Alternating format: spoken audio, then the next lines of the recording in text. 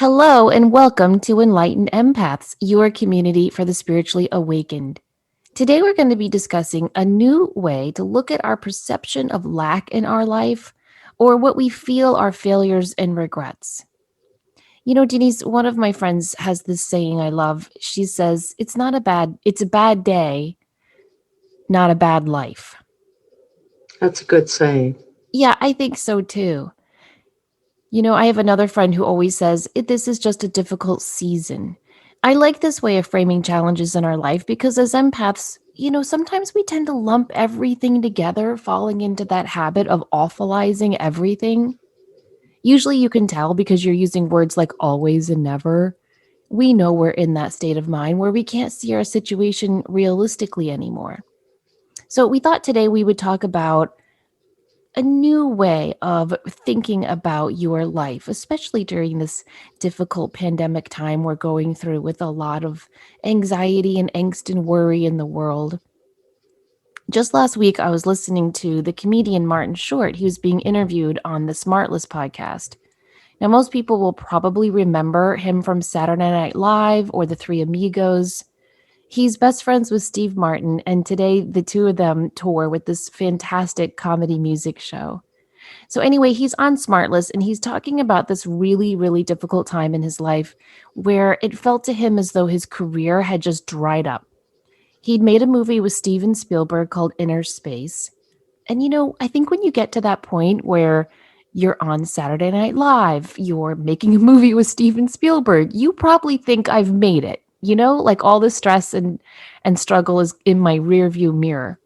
But the movie Inner Space completely flopped. So he felt as though everything was gone, that his career had just disappeared. No more offers were coming through, nothing, nada. So he was walking one day thinking about, what a failure he was and what a failure his career had become. And he was just doing a really good job of beating himself up. And then I can't remember if it was his agent or his accountant called to tell him how much money he had made that year. And suddenly Martin Short realized that during this year of failure, as he was calling it, he had somehow made a lot more money than he thought.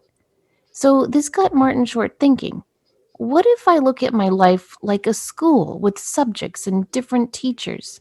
What if instead of painting this broad brush over my life and stamping failure all over it, I instead give myself a report card? Okay, so you failed a bit in your career this year, but you've got a B in finances and an A in relationships. You've started working out and eating better, so that's an A too. So even if he failed in his career, with the other grades thrown in, he thought, well, my life is averaging like a B plus and isn't the disaster I thought it was.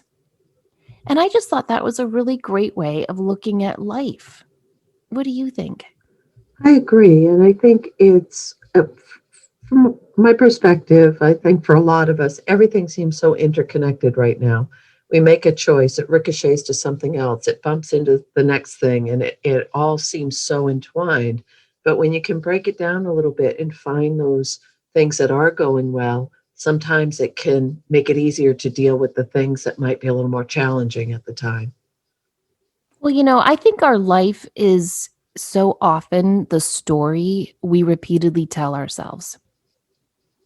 And so if you're constantly telling yourself that your life is this, this, and that, and it's all negative stuff, then I think that's what your life is going to be. But if I'm not talking about focus on the positive, ignore the negative. I'm not talking about that. But what I am saying is maybe we're going to go through his 9 categories of life in a minute.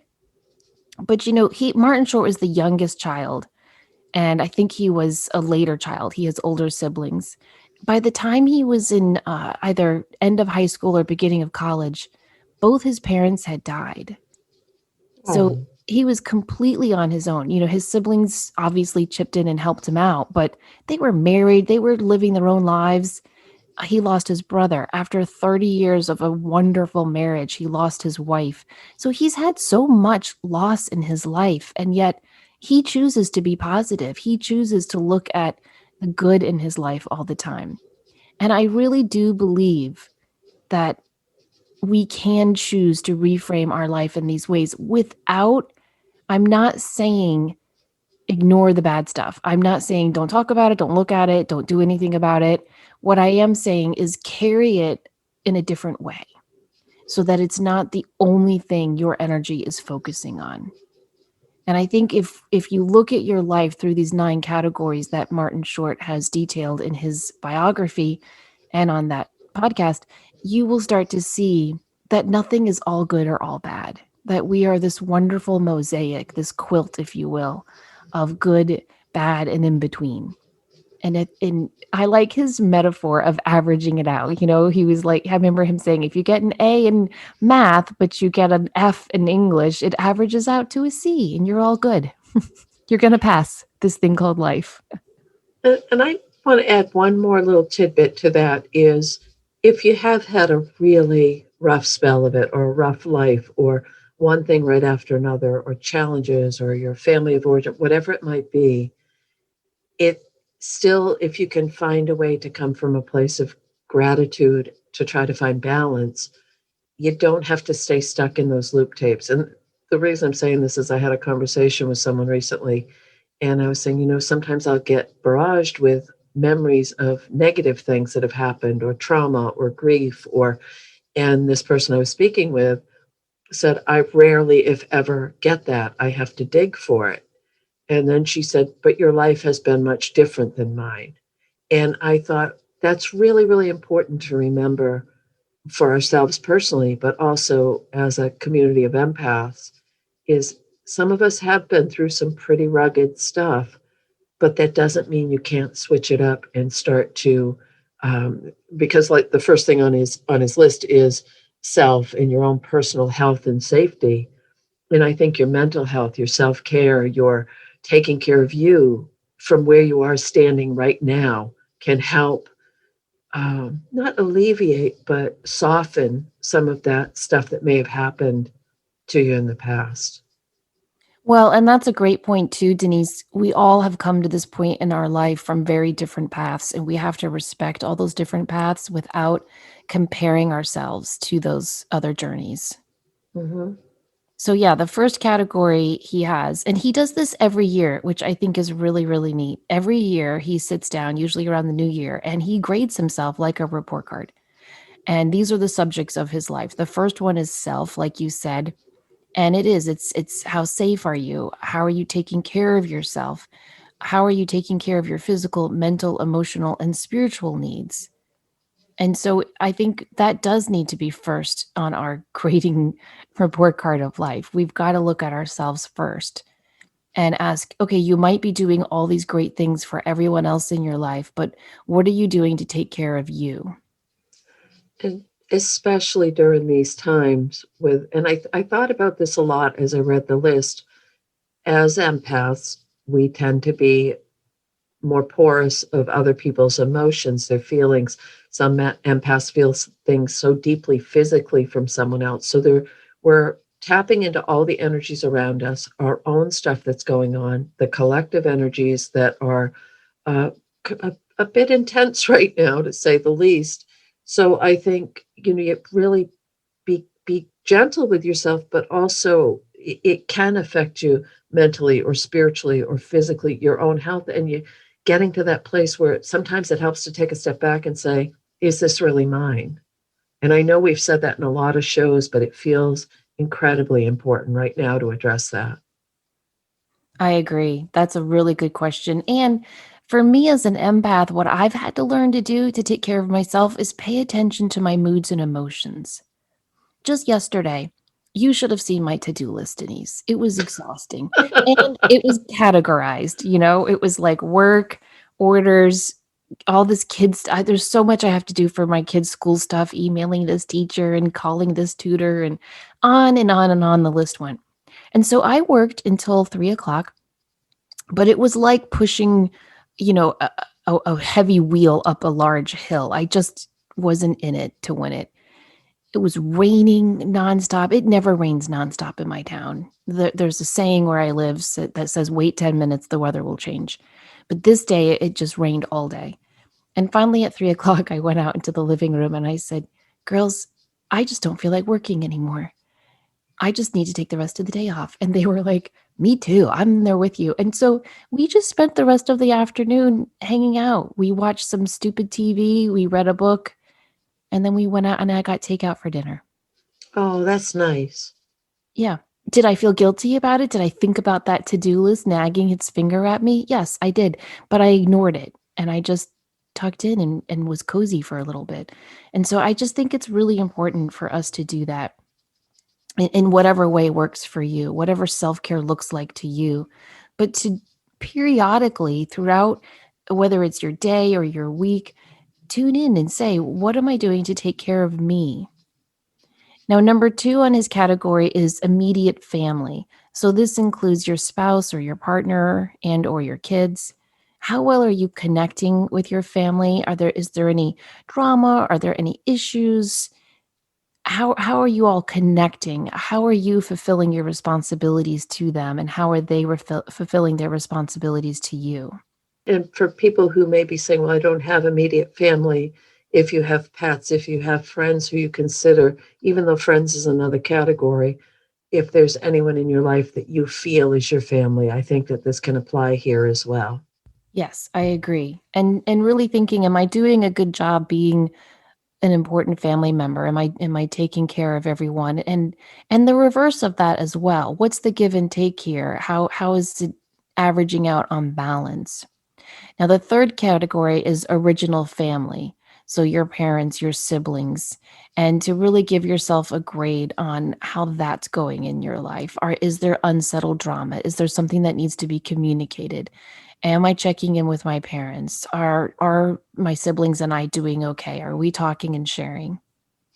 Okay. And this category, I think we should all give kind of a big star to, because for a lot of us, this may be why we're as empathic as we are, is because of our family of origin and things we may or may not have experienced, or a genetic connection, or quality of life, whatever it might be.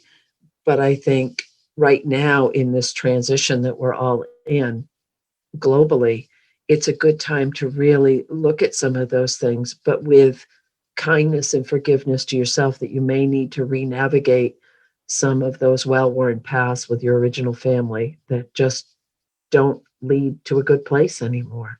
Yeah, we need to give ourselves grace. We really do. Because I think even if you have this beautiful, healthy, original family, during this time, issues are coming up. I have a friend and she has a dreamy family. They all actually get along and it's not fake or phony, which is always my first suspicion given my background.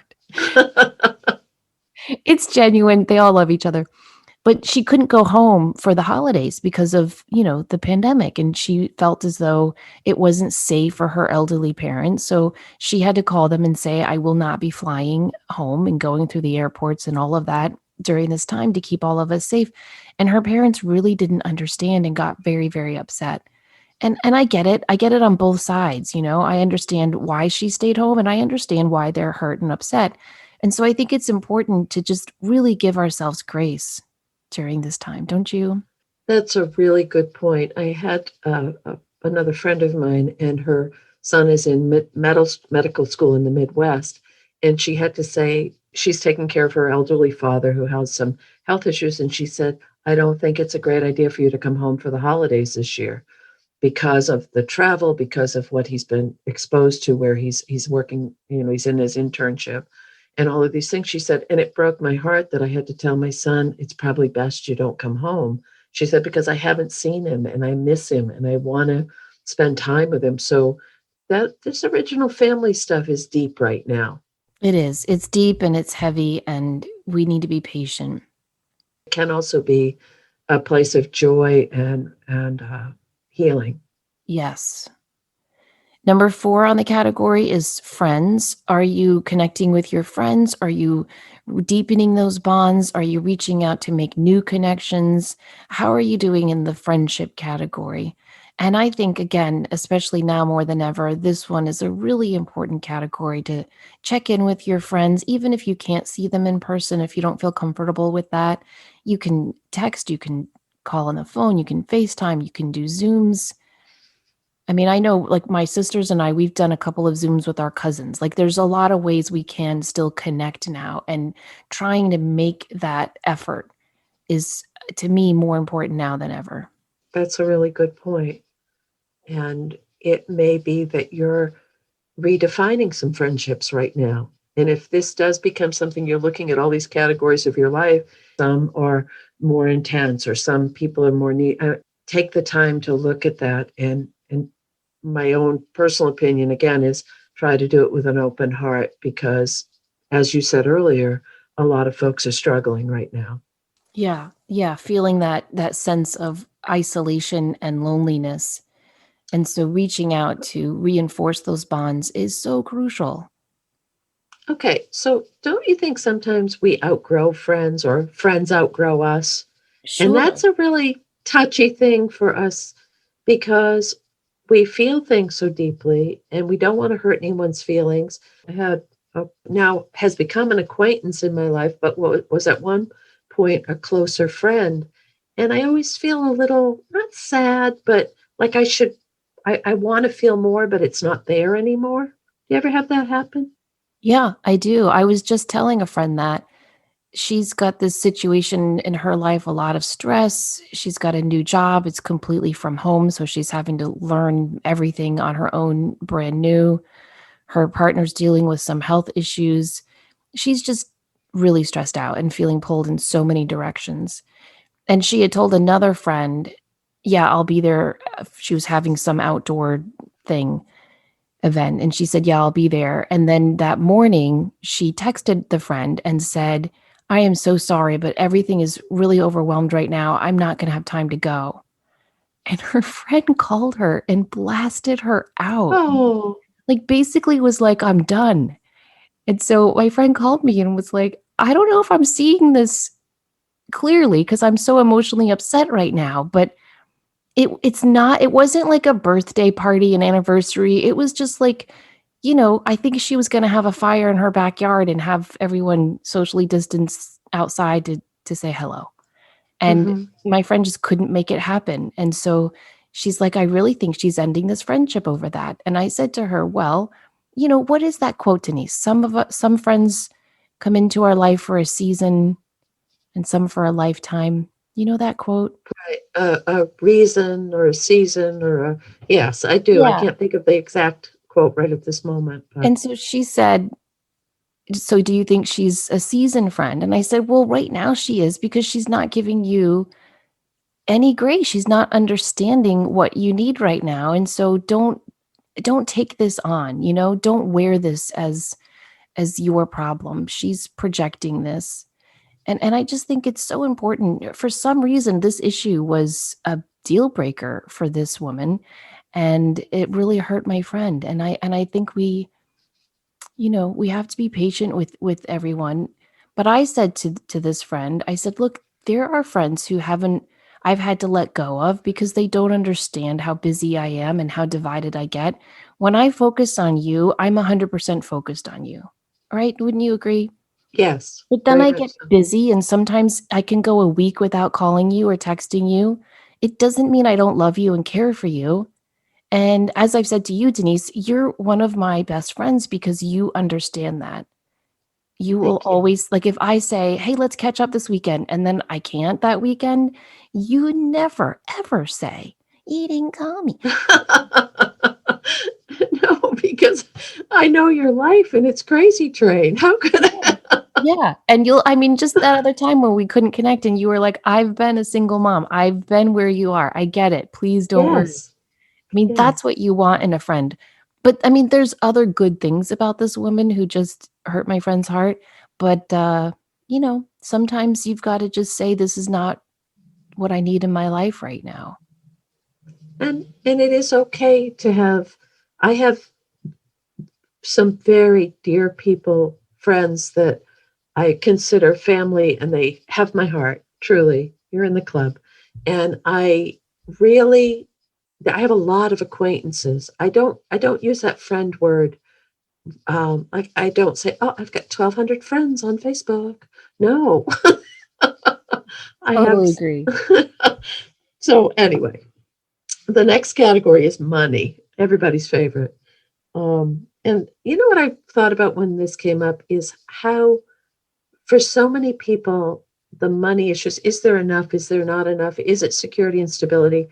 But how it ties in with our self-worth sometimes. That can might because when you start reading these, they all do kind of loop together of a lot of us have money pros and cons based on the way we were raised or the messages we got as children or possibly with a relationship with a spouse or we've had to work for a long long time and be independent, whatever that might be.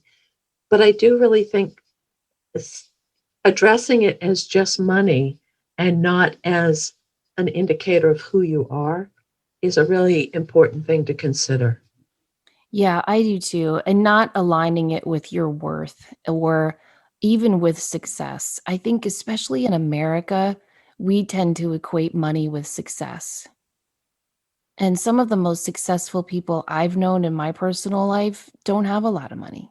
But to me, they're huge successes because they're amazing parents or they're wonderful friends or they just do beautiful things in their life. And yet, Right. don't you feel so often we just think, oh, well, they have money. They must be happy. They must be successful. They've achieved it. They've done it all. Whereas I've known some wealthy people who are absolutely wonderful and generous and amazing and kind. And I've known some wealthy people who aren't. And, I think separating out those two, money and success, is really important. I agree. I also think it's crucial with money to face it, to get really honest and real about it. I know a lot of people who have money issues, they don't want to look at it. They don't want to write it down. They don't want to record their expenses. And yet, I think when we force ourselves to do that, we can see, oh, so I'm making this much and it's a pretty finite amount. I've always, so many years, I worked in a career where there was no bonus, there was no Mhm. promotion. When you're a teacher, it's not like, wow, you did an amazing job this year, Samantha. All your students loved you and learned from you. You're going to get a Christmas bonus. Right. I mean, you're kind of, capped. And I think when you can look at, okay, there's no chance of raising this income this year, and here's what's coming in and here's what's going out, when you can write all that down and look at it honestly, it can take some of the shame and blame out that we put on ourselves with any money issues we're having. And it helps us to be really clear about, what we're spending our money on and where we're spending it, how we're spending it. But if we look at it from just a numbers point of view, it can help us remove, because I feel that money gets tied up a lot with shame. Well, because if you've ended up with financial difficulties based on necessity, you've been out of work, or you're trying to take care of your family and you don't have any support, or you have, had unexpected expenses come in and you've needed to put money you didn't really have saved towards something else, like getting your car so you could get back and forth to work or take your children to appointments or whatever it might be. It escalates so quickly. And when you said, be honest with yourself and look at that, that's a really really really difficult thing to do, because by the time you get to that place where you're, oh my gosh, I have to look at this, it can be pretty overwhelming, and it can be, how am I ever going to get out of this? And Oh, right now, with uh, the in some respects the fragility of the economic system globally, that's a very valid thing. But if you, and again, this is from my heart to anyone who's in this situation, if you're in a situation where you do have debt, but you may want to look at it and say, was this to take care of my children? Was this to make sure we had enough to eat? Was this to make sure? I mean, if you're, there might be a reason for that, that you you don't have to beat yourself up. You just did what you had to do to get through, and you will get on the other side of it. But uh, I think that the money stuff can be so intense and debilitating in other aspects of our lives if we're not careful. and this is another area where you cannot compare yourself to other people that are your age or on Facebook or that are even working the same job as you because you don't know what kind of help they're getting at home. Right. I mean, how many people, you and I were talking about this a couple of months ago. How many people do we know who have parents who do these amazing things like pay their mortgage or pay their Right. daycare, or I have a friend whose dad pays for their vacation every year for like 20 years. I worked with a man years ago, and he had an aunt or a great aunt, and she passed away. And I said, "Oh, I'm so sorry." And he said, "Yeah, me too. That means I'm not going to get my 25 grand this Christmas." And I said, "What?" And he said, "Well, every year she writes me a check for 25 grand." And I Oh, thought, God. that didn't happen in my family of origin. No, no, it does not happen in my. But again, that's someone else's reality. So Yeah, and you just just don't know. I had this lovely, lovely client. She was so kind. And her daughter's husband lost his job for like a year, and she just paid their mortgage for a year and thought nothing of it. There were no strings attached. And I thought, gosh, well, I hope I can do that. I would love to do that. Wouldn't that be I so lovely? When I think about, oh, you know how you every once in a while you get that one, oh, if I someone will say, "What would you do if you won the lottery? What would you do if you had," and I think of all the people that I would love, love, love to surprise and just say, boom, now you don't have to worry about that. Yeah. Wouldn't that I be ugh, incredible? I think it would be more of a gift to be able to give that almost than to receive, Oh, because it would just feel so nice. "Don't worry this year, it's stressful, but I've got you. I've got your back." mm, I would love that. But, I had a friend in a prayer group I was in when my kids were little, and in my state, I don't know if this is still true, but in my state, we've got this weird law with divorce where you have to be legally separated for a year, and during that year, the husband or whoever makes more money in the marriage does not have to pay anything to the spouse that first year. Now, nobody really knew about this law because most spouses, they still actually do the right thing and pay what they think the child support will be or what have you, right? But this woman, she worked in real estate part-time and stayed home with her kids, and her husband made all of the money. He had an affair, he left. He gave her nothing that year. And so she had no money and she didn't know what to do. It must have been around that time when the whole .com thing happened because real estate had just tanked. So she had some commission checks coming in from the previous year when with closings and all, but nothing new coming up. So she was freaked out. And so we were praying for her, and someone in the prayer group said, "My husband is a financial advisor. You should go see him." And I remember she laughed, the friend, and kind of looked at me because, I was married to a cop at the time. I was a teacher. So we were in the same financial grouping, whereas this woman with the financial advisor husband was in a different grouping. And my friend said to this woman, "Thank you so much, but I don't know. There's no money for him to advise me on." She said, "There's no stocks, there's no investments. What would he say?" And she said, "Just go and talk to him." And so she did. And that was years ago. And my God, that man has helped her so much to grow not only her finances, but also just in confidence in what she can do with money and how you can just have $50 and invest it. And so it was a big lesson to me too, because I always thought you had to have some type of nest egg before you went to see a financial advisor. Didn't you ever have that assumption? Oh, I can say I still do. Yeah, she did not, but he really gave her good advice. Okay, number 6 on the categories is career. Does your job meet your current needs? Is there satisfaction in your career? Are you doing all you can in your career? Is your career feeding your paycheck, your soul, your creative needs, your desire for connection? So, really sitting down and looking at your career and asking, is this just a paycheck or is this giving me something more? Am I giving my all to this job or am I just kind of going through the motions? What grade would you give yourself in your career? And is it a means to an end to get you to something you'd much rather be doing? Because if it's not fulfilling or you're ready to chew your leg off to get out of the trap, Is it something that you need to stay with a little bit longer until something else comes up? Or sometimes it can be an amazing, amazing catalyst to say, I know this isn't working in my life. I need to go and find what is, or recreate myself, or revisit something in the past that I've always wanted to do. But I'm glad that the career is on the list, because I think that's a big issue for a lot of folks right now. Me too. Louise Hayes has a wonderful phrase about this. I think it's in You Can Heal Your Life, where she says, affirm every day, I release this career with grace to someone who needs it more than I do. And I welcome my new, more fulfilling, happier career with open arms. I'm paraphrasing, but that's basically what she says. And I love that idea of, instead of praying like, oh, please get me out of this job. I cannot face this cubicle. I cannot face these meetings. I cannot face these customers, whatever it is, one more day.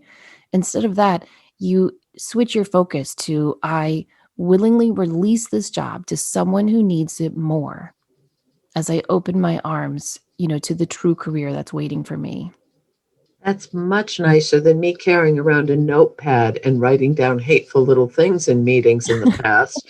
But then I would get it out of my system and I'd smile, but I would, just because I didn't want it to back up in my system. But when I would feel something hit my moral compass or be frustrated or upset, I would just kind of jot it down. This is just such expletive. And then I would smile. But do what you have to do sometimes to get through situations, I think. Exactly. That's one thing I've read. I was reading this article, like the good things that have come out of this pandemic. And one of them was, there's a thought or a theory, a hope maybe, that there won't be as many meetings when life returns, if it ever does, to what we call normal, and people are actually back at work, because this has taught us that you don't really need all those meetings. You can just hop on a Zoom or send a text. What do you think? Do you think it'll change careers in that way?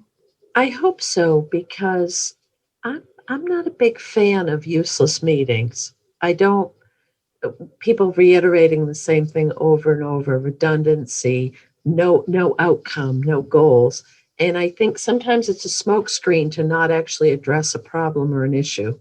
And not in all industries. I can only go with the industry that I worked in, but or So I had a boss who was so all over the place and overwhelmed all the time.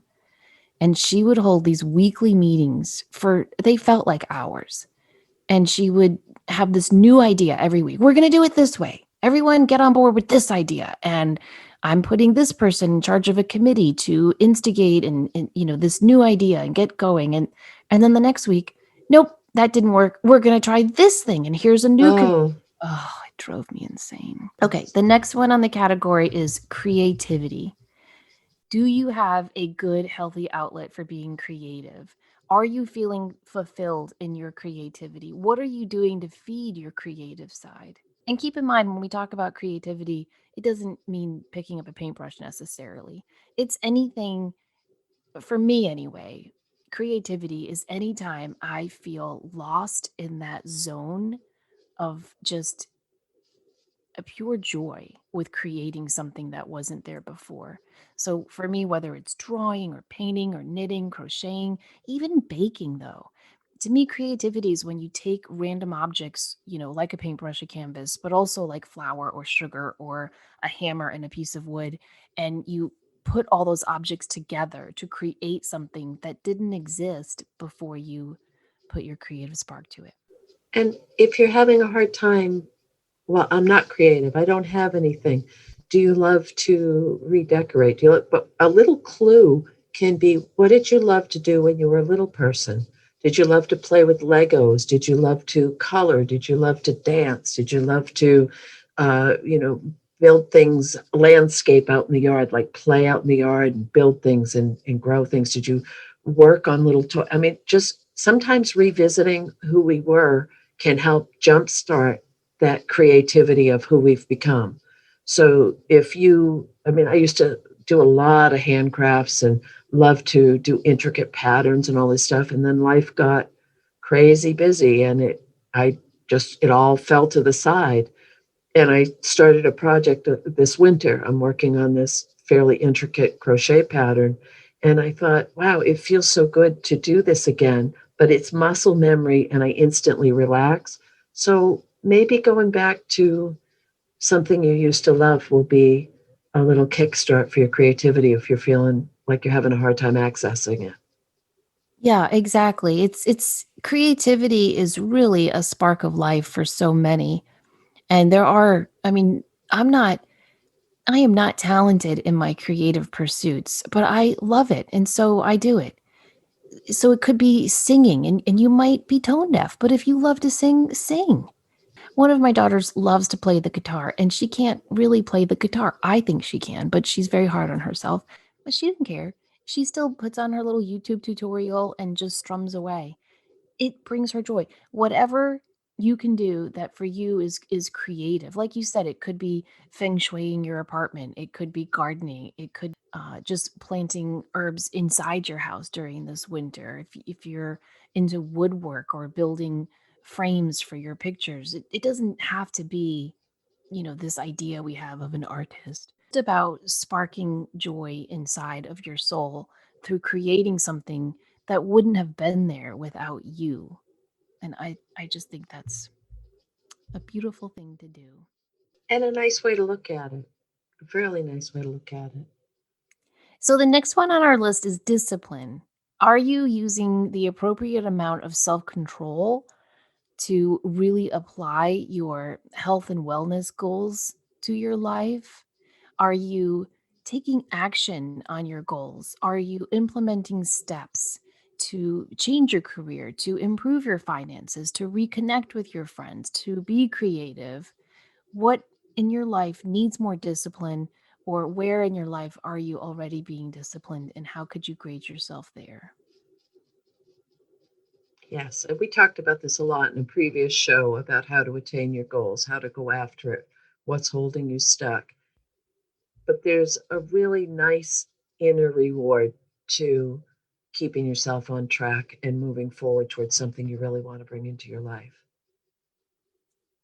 And the last one is lifestyle, which basically this is where Martin Short asks, am I having fun? Where is the joy in my life? How much joy am I allowing into my life?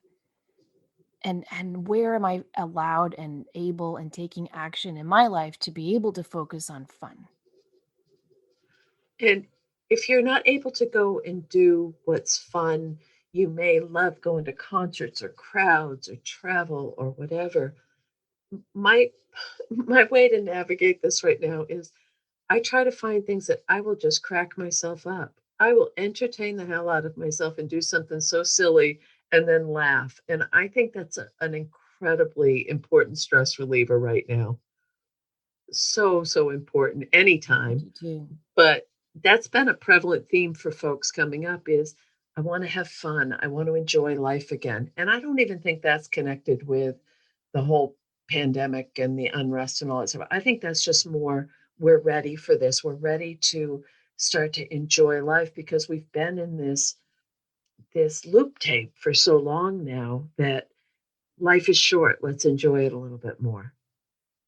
Exactly. And you're right. Wherever you find fun, like I really enjoy going to conferences and workshops. I love going to concerts. My kids and I had tickets to 4 concerts in 2020 that were all canceled. But we're still finding ways to connect through online stuff. We're watching a lot of comedians online, and I'm taking a ton of online classes with amazing famous spiritual teachers that I wouldn't have been able to fly to and go meet, but I'm able to do it online thanks to the gift of Zoom and online Hmm. technology. And so I'm still able to feed that joy bug inside of me that's always wanting to learn and research and discover something new. And so I really do think the onus is on us to find joy and not to see it as something, just around the bend, but to find it now. I can find joy in just sitting outside under the moon, like just having those moments of stillness and really connecting with nature. That is really joyful to me. Right. And that's exactly right. Your fun might be someone else would roll their eyes and say, "Oh my God, I would rather go watch paint dry." How can you even think that? It doesn't matter. This is this is up to you, whatever you find joy and fun in. But it Well, raises your energy and your outlook, and it makes the rest of it a lot easier to navigate. I agree, and I think this I had a little moment, last week, and I just said to my kids, "This sucks, like, I hate this. I hate us all being trapped in the house. I'm running out of things for us to do," because everything's closed. We can't even go to a movie. It's freezing, it's cold, it's been rainy most of the days for this past 2 weeks, like, what are we supposed to do? And so we were really thinking about it, like, well, we could walk downtown again, we could take the dogs on that hike. I'm like, "Yeah, we do that every o." So one of my daughters said, "Let's get up early and go watch the sunrise." Oh, And I was like, "Okay." So we set our alarm for 5:30 and we all woke up, which, teenagers, I thought that was a miracle. And we drove down to the beach and we watched the sunrise. And there were four surfers. I swear, I wanted to ask one of them if he was a professional. These guys were on it. I mean, it was really, really cold. Like, we're in our winter jackets and scarves watching the sunrise, and these surfers are in their wetsuits and they are skimming over these waves and doing these flips. It was phenomenal. And I was sitting there thinking, this is here every day. hmm, Like, there was this man and he was just standing by the ocean waves reading a Bible. And I was looking at him thinking, well, that's lovely, but he should like sit down, or like, I was like, why is he standing there? And then this guy joined him with two teenage sons, and he had a little jam box, a little Bluetooth speaker thing, and they started playing Christian music and they started singing to the rising sun. And I thought, wow. wow, that's such a lovely way to greet the day. And I don't know, it was just really interesting as we were driving home. I was thinking, I could have done this every day. This is always there waiting for me. And so I think that finding joy, we've got to go find it. We can't wait for joyful moments to discover us. It's always there. We just have to go out and seek it. Excellent, excellent point. Of course, the next day we did not wake up at 5:30, but we will do it again. Maybe a sunset the next time. Yes. Yes. That one's easy. That one I can do for sure. Okay. So anyway, what do you think, Denise? Do you think you might try implementing this? It does get you thinking about the different aspects of your life. I don't know if I would be regimented enough to do it on, like, to keep track of it and say every year I'm going to do this. But I think for right now, it's a great, great thing to look at as we transition through the seasons. And we're in this time of, if you're in the Northern Hemisphere, this time of hibernation and reflection. This could be, what am I getting ready for next? And what are my grades in these aspects of my life? Yeah, and I'm really good at compartmentalizing aspects of my life, and I've always wanted to ask a psychologist, like, is that a good way to go through life or not?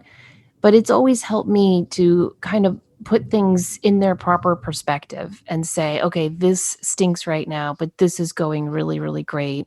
So I've always kind of done this in a way, just not in this organized, report card type of system that Martin Short has.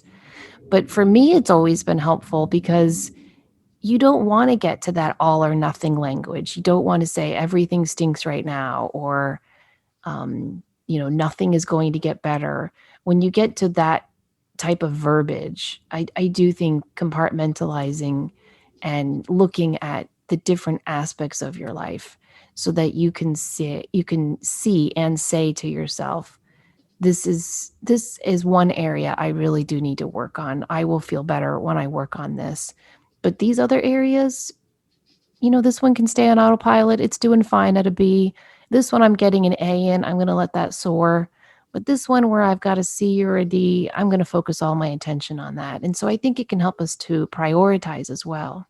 My magic wand, a little elixir that I use whenever one of these areas of my life is not feeling great or is challenging, I always, always, always revert back to gratitude. find any little tiny thing that you can switch it to be grateful about. And I think that that sends a beacon out to the universe to say, okay, let's help her out. Let's shift some of this a little bit. Do you think it's okay to force the gratitude, or do you think it needs to become a habit? There have been times, remember when the gratitude journal was so popular after what was this, Simple Abundance came out? Right. And I remember I had my gratitude journal and I would write down my 3 things. And there were some nights where I was like, I'm freaking grateful I only have one more thing to write to come up with, because I was just so angry about Yes. my day. And I've always wondered, like, does that count? Should I even bother writing in my gratitude journal when I'm feeling so frustrated or sad or angry about something? What do you think? Oh, I think that counts because I mean, I shared a situation with you before we got on the air, and the thing that, and it was really just kind of a pain in the ass. But when I got right down to it, no one was hurt. No one was in the emergency room. We had the resources to be able to take care of the situation. And so that's what I like went from being kind of stirred up about some things to, wow, I'm really grateful we're all okay. Or if it's, I mean, sometimes, and I've shared this before, sometimes it can be, I'm grateful I have a roof over my head. I'm grateful that I had good food to eat today. I mean, but I really think, and it is reprogramming yourself, but it also is incredibly, incredibly empowering. And it leads to other aspects of your life improving. Yeah, I agree with that. And your way of reframing that, I think, is so important because you can, in the beginning of What the Bleep Do We Know, where she stubs her toe and then it spirals into this crappy day. Mm-hmm. And then they re-show it with her stubbing her toe and she just shrugs it off. And then she has this great day. I Right. always think about that, So if you have something that's annoying and frustrating and stressful that happens, sometimes it's just reframing it so that you can shrug it off will reframe the rest of your day. And I'm not discounting those situations that are so overwhelming and horrific and immobilizing that you just want to sit in a corner and rock back and forth. I'm not, I'm No, talking about, just a and bad day. right. And it's not being in denial and putting your hands over your ears and saying, la, la, la, my life is lovely. But you put the perfect way to describe it. You're reframing it so that you can find something in that that is a glimmer. And I think we all need hope. And I thought about that this morning when I was writing was I think so much of what we're all trying to do right now is find hope. Yes. And Yes, gratitude can lead to that. exactly.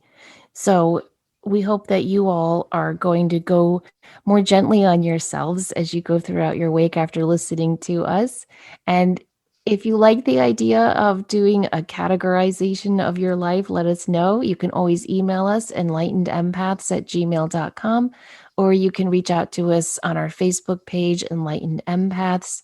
And we would really appreciate it if you could leave a kind review on iTunes so that more people can find us, or just tell a friend if you like the podcast. Thanks so much for listening, everyone.